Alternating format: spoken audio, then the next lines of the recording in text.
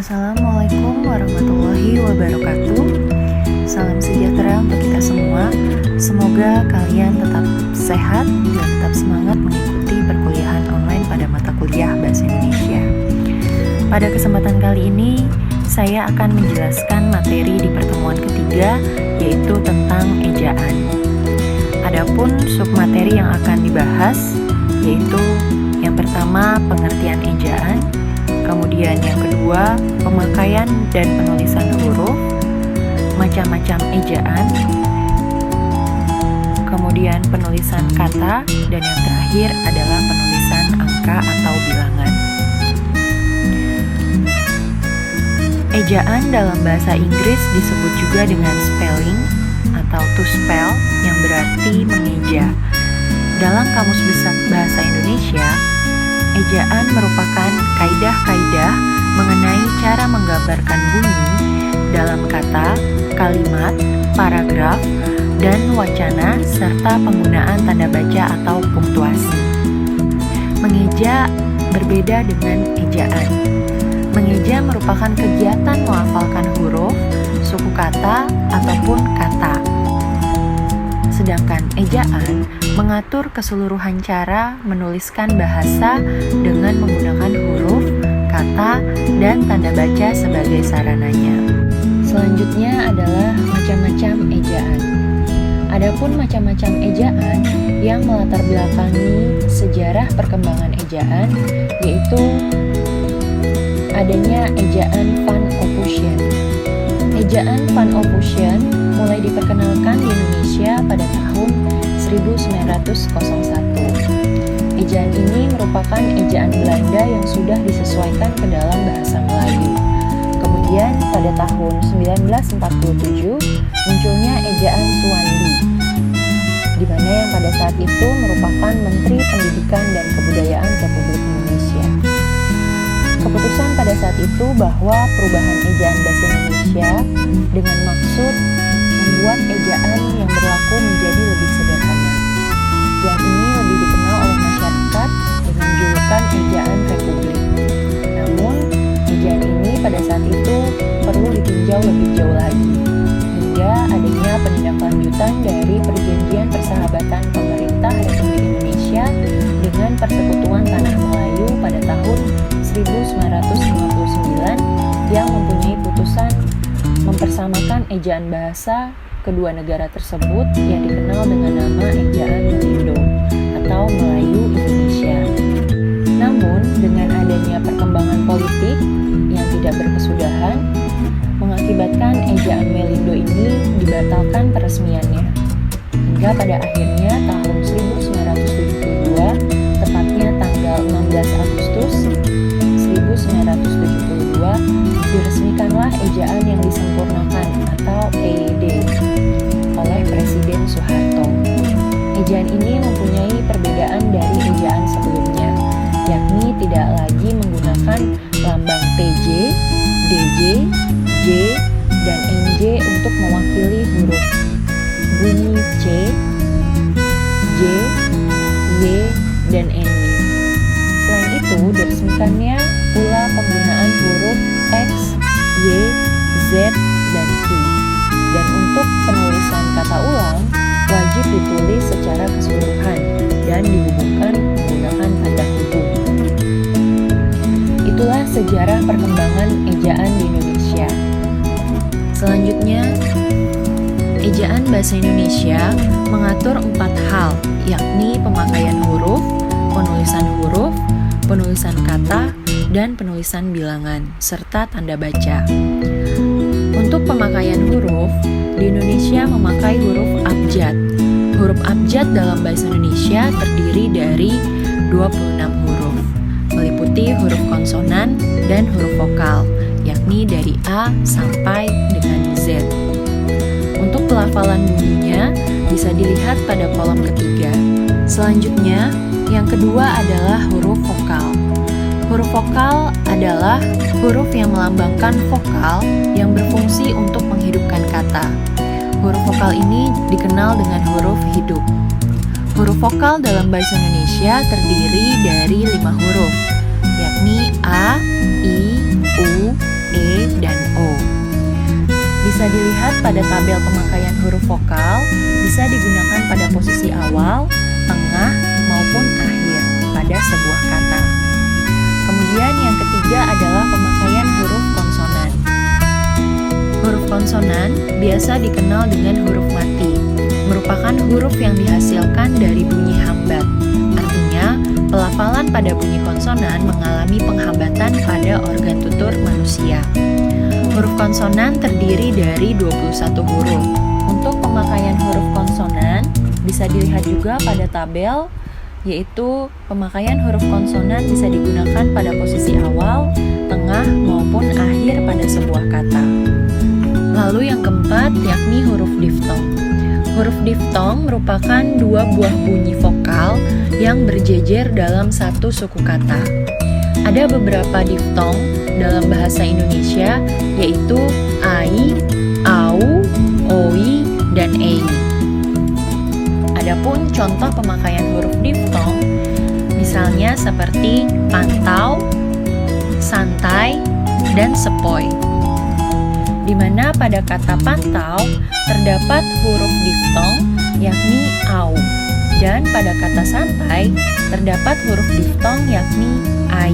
Begitu pula dengan sepoi terdapat huruf diftong yakni oi. Selanjutnya yang terakhir adalah pemakaian huruf klaster. Klaster merupakan gabungan dua buah konsonan dalam satu suku kata. Klaster juga sering disebut dengan konsonan rangkap. Ada 5 klaster dalam bahasa Indonesia, yaitu KH, ENG, NY, TR, dan SY. Adapun contoh pemakaian gabungan huruf konsonan, misalnya seperti khawatir, di mana huruf depannya diawali oleh klaster KH. Itulah beberapa contoh pemakaian huruf dalam bahasa Indonesia. Selanjutnya, untuk penulisan huruf dalam bahasa Indonesia dibedakan menjadi 2, yakni yang pertama adalah huruf besar atau huruf kapital, dan yang kedua adalah huruf miring. Huruf besar atau huruf kapital merupakan huruf yang ditulis menggunakan bentuk besar, sedangkan huruf miring merupakan huruf yang digunakan untuk menulis nama buku, surat kabar atau majalah, istilah di luar tata bahasa baku, istilah ilmiah, istilah bahasa asing, maupun peristiwa-peristiwa penting yang dianggap harus ditulis menggunakan huruf miring. Penulisan huruf kapital bisa digunakan pada huruf pertama di awal kalimat. Contohnya, ibu pergi ke pasar. Kemudian, penggunaan huruf kapital atau huruf besar juga dapat digunakan pada huruf pertama kalimat langsung. Selanjutnya, huruf kapital juga bisa digunakan pada huruf pertama dalam ungkapan yang berhubungan dengan hal-hal keagamaan, kitab suci, dan nama Tuhan, termasuk kata gantinya. Huruf kapital juga bisa digunakan pada huruf pertama gelar kehormatan. Misalnya, Sultan Hamengkubuwono, Nabi Musa, Romo Mangunwijaya, dan Raden Ajeng Kartini. Selanjutnya, huruf besar atau huruf kapital bisa digunakan pada huruf pertama nama jabatan dan pangkat yang diikuti oleh nama. Selanjutnya, digunakan pada huruf pertama nama orang, nama suku, bangsa, dan bahasa. Huruf kapital juga bisa digunakan pada huruf pertama nama hari, bulan, tahun, hari raya, dan peristiwa sejarah. Selain itu, huruf kapital juga bisa digunakan pada huruf pertama nama khas dalam geografi, dan lain sebagainya.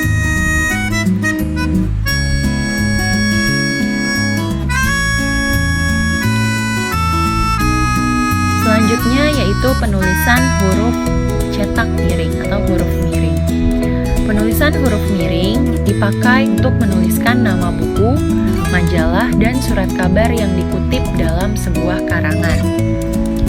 Selain itu, penulisan huruf miring dipakai juga untuk menegaskan atau mengkhususkan huruf, bagian kata ataupun kelompok kata. Contohnya, semua pernyataan di bawah ini benar, kecuali pada kata kecuali menggunakan huruf bercetak miring.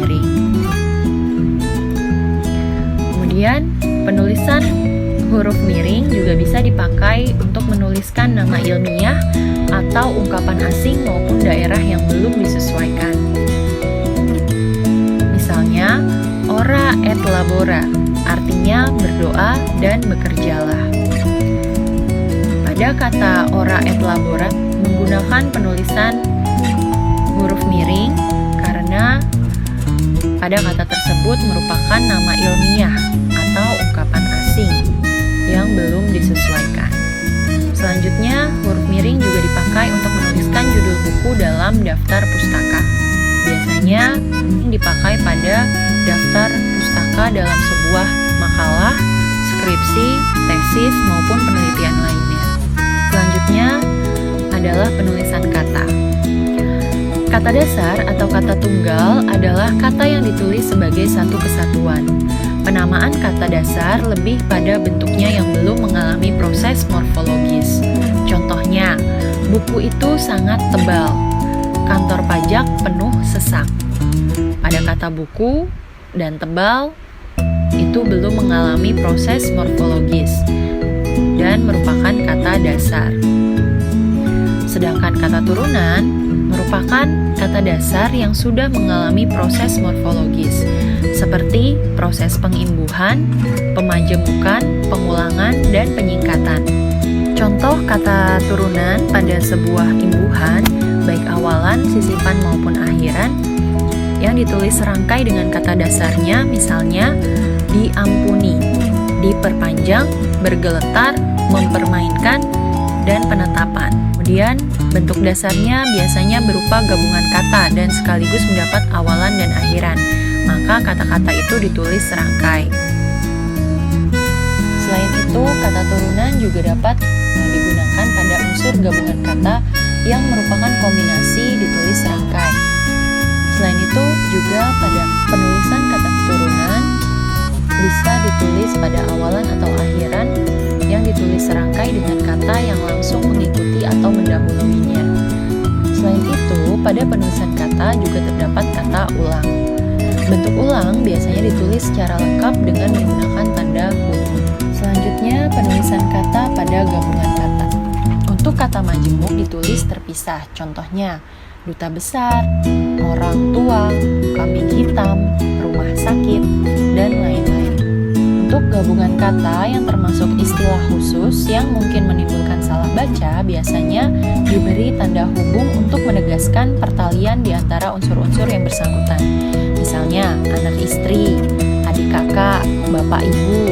Nah, itu diberikan tanda hubung pada kata tersebut. Selanjutnya, gabungan kata juga dapat ditulis pada gabungan kata yang serangkai. Misalnya, apabila, ada kalanya, dan lain-lain. Selanjutnya, penulisan kata pada kata ganti ku, kau, mu, dan nya. Pada kata ganti ku dan kau biasanya ditulis serangkai dengan kata yang mengikutinya. Contohnya, apa yang kumiliki boleh kau ambil. Selanjutnya, kata ganti ku, mu, dan nya ditulis serangkai dengan kata yang mendahulunya. Contohnya, bukuku, bukumu, dan bukunya. Kemudian, penggunaan atau penulisan kata pada kata depan. Kata depan di, ke, dan dari ditulis terpisah dari kata yang mengikutinya.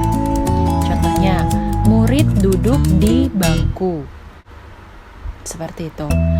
Kecuali di dalam gabungan kata yang sudah dianggap sebagai salah satu kata ditulis serangkai seperti kepada, daripada, kemari, keluar, dikeluarkan. Itu penulisannya digabung, tidak terpisah. Untuk kata sandang, si dan sang ditulis terpisah dari kata yang mengikutinya. Misalnya, kita harus berserah diri kepada sang pencipta. Untuk penulisan kata sang itu terpisah dari kata yang mengikutinya.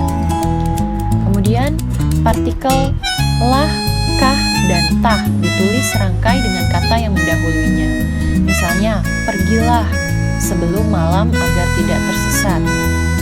Kemudian pada partikel pun ditulis terpisah dari kata yang mendahulunya. Misalnya, satu kali pun, andai pun. Untuk partikel pun yang dianggap padu, misalnya adapun, ataupun, bagaimanapun, meskipun, sekalipun, walaupun, dan maupun, penulisannya harus digabung. Selanjutnya adalah penulisan kata serapan. Kata serapan merupakan kata asing yang sudah diserap sepenuhnya ke dalam bahasa Indonesia.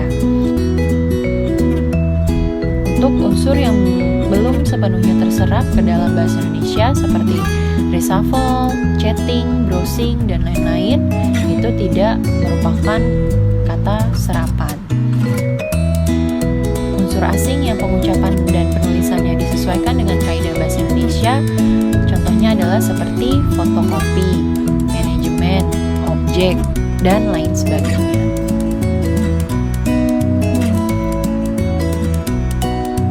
Bisa dilihat pada tabel contoh-contoh dari kata serapan. Selain itu, pada sebuah penulisan kata juga terdapat singkatan dan akronim. Singkatan adalah bentuk yang dipendekkan yang terdiri atas satu huruf atau lebih.